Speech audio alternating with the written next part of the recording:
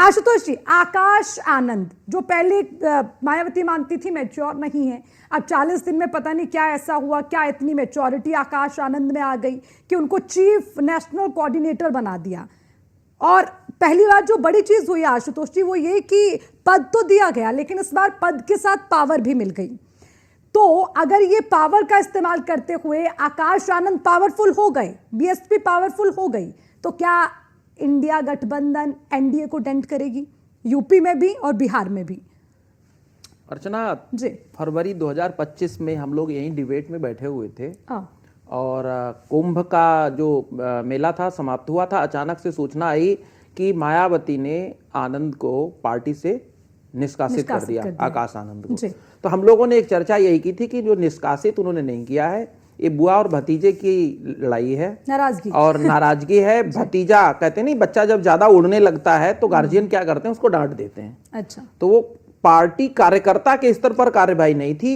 एक जो सख्त मिजाज वाली बुआ थी, उन्होंने अपने भतीजे का कान उमेटने का थोड़ा सा प्रयास किया था, पहली चीज। अब दूसरी, आपने ये कहा कि क्या आकाश आनंद के आने से बहुजन समाज पार्टी मजबूत हो जाएगी?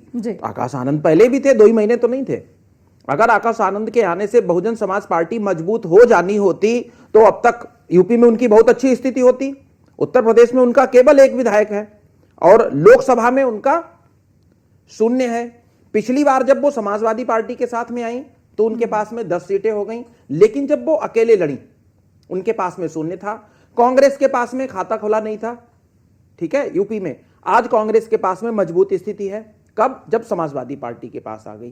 तो लड़ाई हर जगह वोट बैंक की है। आकाश आनंद के आने से उनके कार्यकर्ताओं में थोड़ा बहुत उत्साह बन सकता है।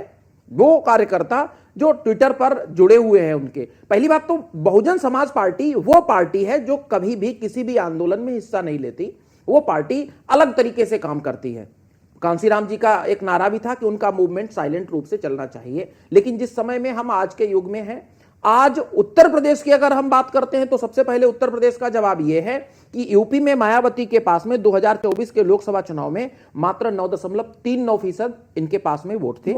विधानसभा का 2017 का चुनाव उसमें 22% और 2022 का विधानसभा चुनाव हुआ उसमें 12.88%। लेकिन 12 से जब 24 पे आए तो रह गया 9। अब सबसे बड़ी बात, यूपी में 3 जगहों पर राजनीति चल रही है, दलित राजनीति। एक मायावती का जो परंपरागत राजनीति करने का तरीका है वो, दूसरा चंद्रशेखर का जो आक्रामक रवैया है। चंद्रशेखर जिस तरीके से यूथ के बीच में जाते हैं, उन्होंने अपनी पार्टी को खड़ा किया, बुआ को पुचकारते भी रहे और बुआ के जो है पैरों के नीचे से जमीन भी धीरे धीरे उन्होंने खींच ली। और तीसरा जो आनंद नाम का एक प्रयोग फिर से हुआ है वो। तो मुझे नहीं लगता है कि हाल फिलहाल में आनंद का कोई फर्क उत्तर प्रदेश की सियासत में पड़ने वाला है। लेकिन आशुतोष जी, राजनीति कयासों से चलती है।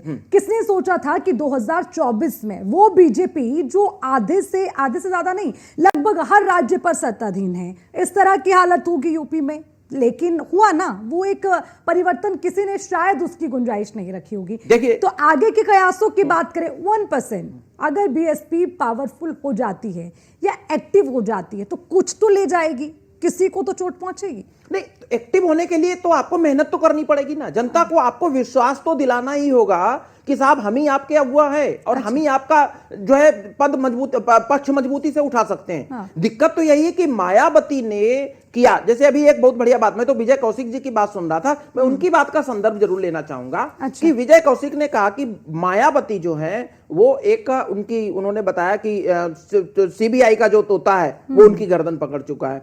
2004 से लेकर 2014 तक भारतीय जनता पार्टी के लोग कहते थे कि समाजवादी पार्टी और बसपा, इन दोनों की जान अगर किसी के हाथ में है तो वो सीबीआई के तोते के हाथ में है, और सीबीआई का तोता कांग्रेस के साथ में है।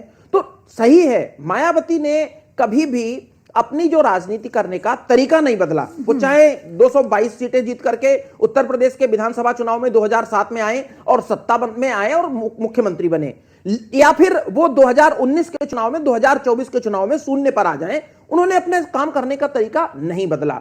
आज के समय में अगर आप समय के अनुसार नहीं चलेंगे, अगर आज की सियासत के अनुसार आप नहीं चलेंगे, आज का जो यूथ है, हम 2000 की बात करें, 2025 की बात करें, जो 5 साल का बच्चा उस समय होगा वो आज का हो गया आकर 25 साल का, 30 साल का, फर्क पड़ता है ना। तो जो सोच आज के लड़के की है वो तब की नहीं थी, तो सोच के अनुसार तो चलना ही पड़ेगा आपको। ठीक। समय के साथ नहीं चलेंगे तो मुझे नहीं लगता है कि बसपा हाल फिलहाल में यूपी में कुछ नया करने जा रही है।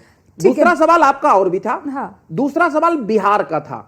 मैं 1 मिनट में अपनी बात खत्म करूंगा। बिहार में बसपा चुनाव लड़ती है सबसे पहले 1989 में, और यूपी के सटे हुए जो जिले होते हैं उनमें चुनाव लड़ी, लेकिन उसके पास में शून्य रहा। 2000 का चुनाव जब लड़ती है तो 5 सीटें वो जीतते हैं, लेकिन दुर्भाग्य यह कि वो 5 की 5 सीटें राजद के पास में, राजद में उनके विधायक शामिल हो जाते हैं। उसके बाद में वो 2005 में फरवरी में चुनाव होता है, 2 सीटें जीत करके आती है। चूंकि उस समय बहुमत किसी को नहीं मिला, नवंबर 2005 में फिर चुनाव होते हैं। इस बार बसपा 4 सीटें जीतती है और वो 4 के चारों विधायक चले जाते हैं जदयू के साथ। अंतिम चुनाव जो पिछला हुआ 2020 वाला, उसमें बसपा ने पूरी ताकत लगाई और वहां चुनाव लड़ा, सीट जीते 1, लेकिन वो भी एक इकलौता जो इनका विधायक था वो जदयू में शामिल हो गया था। तो पार्टी ने मजबूती से प्रयास तो किया, लेकिन जो दुर्भाग्य है वो बसपा का बिहार में भी पीछा नहीं छोड़ रहा है।